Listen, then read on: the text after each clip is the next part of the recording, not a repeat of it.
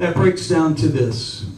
In 10 cases where personnel were found to have violated existing city policy, the evidence was so overwhelming that the city was successful in all 10 individuals leaving the city's employ.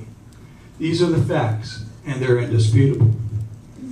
Some employees received special treatment. In regard to a select number of these employees, everything that could have possibly been done to dismiss these cases on technicalities or rumors, such as having a violent, hostile work environment at the police department, a delay in the process to try and get one supervisor retirement pay when they did not qualify, or delay so that they could continue to get paid while looking for a new job, were all used, one or the other, in order to protect them. But it didn't stop here.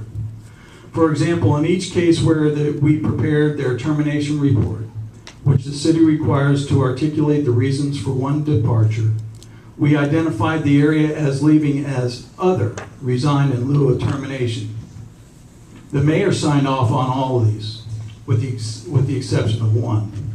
On one, he rejected it and sent it back to Human Resources so it would be changed and signed off by me.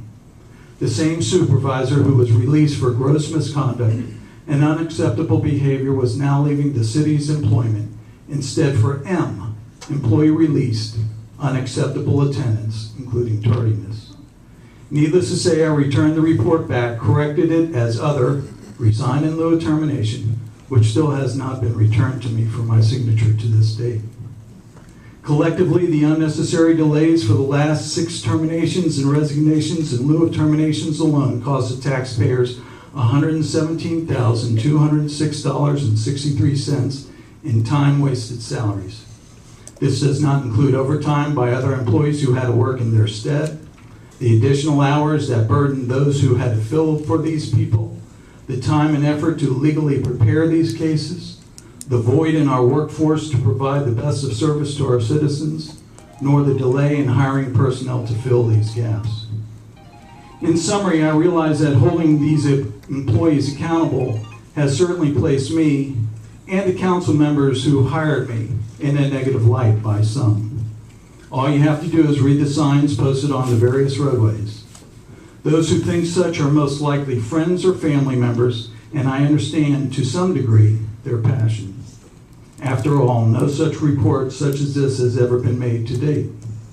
But I believe that this organization has a greater responsibility to all we are accountable to. For no other profession mandates employees to make legal, split-second, or moral decisions that impact the lives of others. Only with the assistance of this council have we been able to hire police and corrections officers and dispatchers and promote personnel to supervisory positions following a rigorous and thorough examination process. Although this does not always guarantee excellence, it has afforded this city with the best options. These processes certainly are different from the way these positions were filled in the past, such as who you knew or who you were related to. And this certainly explains why, that in addition to being protected, many of these individuals who filled positions through the old hiring and promotional practices conducted themselves as they did. Through our practices, this is less likely to happen as there is no bias against nor for. It is based solely on performance and ability. I mentioned this because in part, the foundation of our existing department is sound. Yes, I just recently learned that on June 5th, 2012, there was a meeting at Mr. Wolf's.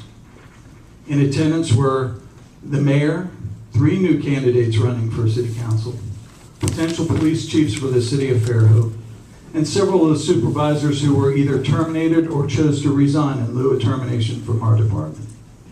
The focus of this meeting was not only to come up with a plan and an alliance amongst these individuals to develop a sound reason not to rehire me if they are elected, but also to replace and empower those who were forced from the department. If that happens, these same individuals will not only cripple this department as they did in the past, but their intent is to also hurt those individuals within the department who were ethical and continue to do their jobs, including investigating or testifying against those who were facing disciplinary action.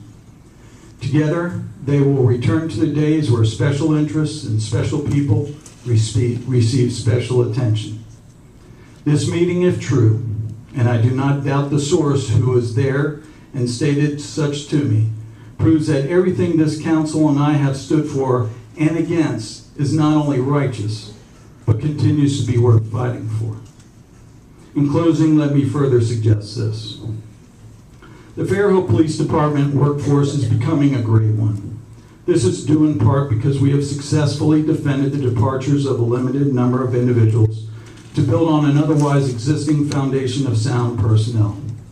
Those remaining are comprised of dedicated men and women who have proven themselves time and time again, regardless of any political adversity, and I'm proud not only to lead them, but more important, to work amongst them. This arm of city government offers the opportunity to either represent or misrepresent the core values of integrity, fairness, service, and respect.